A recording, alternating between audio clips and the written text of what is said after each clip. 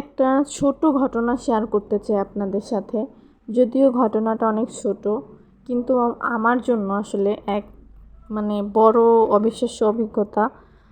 তো আমার বিড়াল পোকো, আমার আদরের বাচ্চা, ও সেদিন এক অদ্ভুত আচরণ করছে যা দেখে আসলে আমাদের বাসার সবাই পুরো হয়ে গেছে।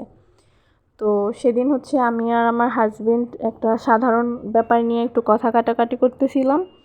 তো বলতে বলতে আমি একটু জোরে জোরে বলা শুরু করছি।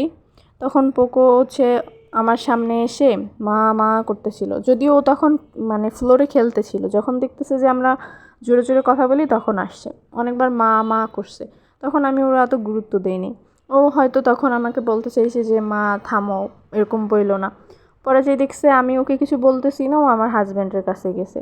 সেখান থেকে গিয়ে আবার চুপ করে ফ্লোরে বসে আছে। এরপরের কথাটা আমি একটু বেশি জোরে বলে ফেলছি।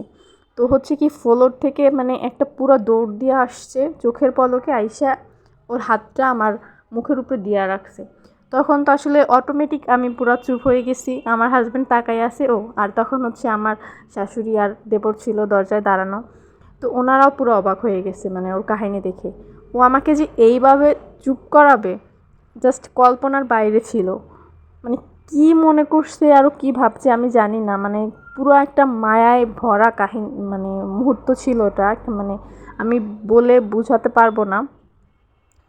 তো এখন আমি আসলে জানি না যে পোকো রাগ করে কথা বলতেছি এটা ওর কাছে ভালো লাগে নাই, নাকি ওর বাবা আসলে ওর কাছে অনেক প্রিয়, ও চায় নাই যে আমি ওর বাবার সাথে এত জোরে কথা বলি, ওটাও পছন্দ করে নাই।